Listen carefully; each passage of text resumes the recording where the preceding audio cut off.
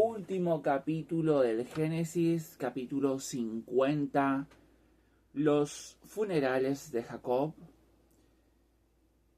Y José se echó sobre el rostro de su padre, lo cubrió de lágrimas y lo besó. Después dio a los médicos que estaban a su servicio la orden de embalsamar a su padre. Y los médicos embalsamaron a Israel. Esto les llevó 40 días, porque ese es el tiempo que dura el embalsamamiento. Los egipcios tuvieron de duelo por él durante 70 días. Una vez transcurrido ese periodo, José se dirigió a la corte del faraón. En estos términos: por favor, presenten al faraón el siguiente pedido. En una oportunidad mi padre me dijo, obligándome bajo juramento, voy a morir y en la tumba que excavé en Canaán me sepultarás. ¿Puedo ir a sepultar a mi padre y luego regresar? El faraón respondió, ve a sepultar a tu padre como él te lo hizo prometer bajo juramento. José partió para ir a sepultar a su padre, y con él fueron todos los siervos del faraón, los ancianos de su palacio y todos los ancianos de Egipto, lo mismo que la familia de José y sus hermanos, y la familia de sus padres. En la región de Gosén dejaron a los niños y el ganado. También fueron con él carros de guerra y jinetes, de manera que se formó un cortejo imponente. Al llegar a Jorén, Jaat, que está al otro lado del Jordán, celebraron las exequias con gran solemnidad. Y José estuvo de duelo por su padre durante 7 días. Los cananeos, habitantes del país, al ver los funerales de Gorén Hatat, dijeron, este es un funeral solemne de los egipcios. Por eso aquel lugar que se encuentra al otro lado del Jordán se llamó Abel Misraim. Los hijos de Jacob hicieron con él todo lo que les había mandado. Lo trasladaron a Canaán y lo sepultaron en el campo de Macpela, frente a Mamre. El campo de Abraham había comprado a Efrón, el hitita, para tenerlo como sepulcro familiar. ¿Se acuerdan que lo leímos a eso en uno de los capítulos? Y después de sepultar a su padre, José regresó a Egipto en compañía de sus hermanos y de todos los que habían ido a dar sepultura a su padre. El temor de los hermanos de José. Claro, porque murió el padre, entonces se va a terminar la paz, dijeron los hermanos. Pero no pasó. Dice, al ver que su padre había muerto, los hermanos de José se dijeron, ¿y si José nos guarda rencor y nos devuelve todo el mal que le hicimos? Por eso le enviaron este mensaje. Antes de morir tu padre dejó esta orden. Díganle a José, perdona el crimen y el pecado de tus hermanos, que te hicieron tanto mal. Por eso perdona el crimen de los siervos del Dios de tu padre. Al oír estas palabras, José se puso a llorar. La promesa de José a sus hermanos. Luego sus hermanos fueron, se postraron ante él y le dijeron, aquí nos tienes, somos tus esclavos. Pero José les respondió, no tengan miedo. ¿Acaso yo puedo hacer las veces de Dios?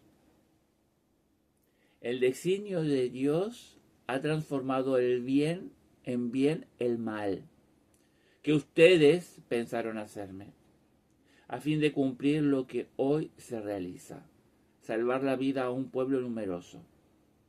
Por eso no teman. Yo velaré por ustedes y por las personas que están a su cargo, y los reconforto hablándoles con cariño. Bueno, es impresionante la capacidad de perdón que tiene José, porque José pasó mucho sufrimiento,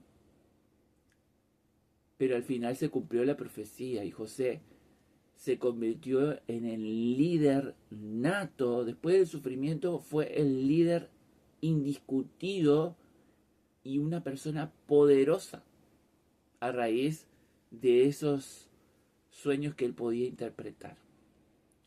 La muerte de José. Acá llega el final del Génesis. José permaneció en Egipto junto con la familia de su padre y vivió 110 años. Así pudo ver a los hijos de Efraín hasta la tercera generación, y los hijos de Maquir, hijos de Manasés, también nacieron sobre las rodillas de José. Al final José dijo a sus hermanos: yo estoy a punto de morir, pero Dios los visitará y los llevará de este país a la tierra que prometió con juramento a Abraham, a Isaac y a Jacob. Jacob entendemos que es Israel. Luego hizo prestar el juramento a los hijos de Israel, diciéndoles: cuando Dios los visite, lleven de aquí mis restos. José murió a la edad de 110 años, fue embalsamado y colocado en un sarcófago en Egipto. Y bueno, y acá al final de este evangelio, esta Biblia que yo le estoy leyendo, que es la católica para jóvenes, es no vayan a buscar otra, porque no es igual, el texto es mucho más juvenil, más dado, un texto que da gusto leerlo, ¿no? Y dice: te presentamos el árbol genealógico de las 12 tribus de Israel. Los israelitas provenían de destinos ancestrosos, de distintos ancestros, pero el Génesis señala algunos precedentes comunes para mostrar su unidad como pueblo después de los primeros 11 capítulos que narran la prehistoria de Israel. El Génesis relata la historia de los grandes patriarcas y matriarcas que fundaron el pueblo de Israel. Las 12 tribus de Israel descendieron a los 12 hijos de Jacob, hijos de Isaac y nietos de Abraham. El número 12 es un número bíblico simbólico que significa la totalidad del pueblo, por eso Jesús elige 12 apóstoles. En el Nuevo Testamento Jesús elige a 12 apóstoles para instituir el nuevo pueblo de Dios. O sea, pensemos que ese era el pueblo de Dios en el Antiguo Testamento y los 12 apóstoles representan exactamente lo mismo en el Nuevo Testamento. El árbol genealógico de Israel te permitirá recordar quién se relaciona con quién. La tribu de Leví fue más tarde la tribu sacerdotal. Servía en el templo y era sostenida por el pueblo. La tribu de Judá gobernó sobre las demás y de ella nacerá el Mesías. Efraín y Manasés fueron hijos de José, que al ser adoptados por Jacob en Egipto se consideraron hijos de Jacob, que sería de Israel, y más tarde tuvieron su territorio tribal. Recuerda que Dina fue la única hija de Jacob. Sara con Abraham tuvieron a Isaac, que se casó con Rebeca. Tuvieron a Esaú y Jacob. Jacob con Raquel tuvieron a José y a Benjamín. Jacob con Lía tuvieron a Rubén y Simeón, Levi, Judá, Zabulón, Isaacar, Dina, que era la única mujer. Y con Balaam tuvo, que era la esclava de Raquel, Dan, Neftalí, y con Silpa, la esclava de Lía, tuvo a Gad y a Aser. ¿Qué pasa?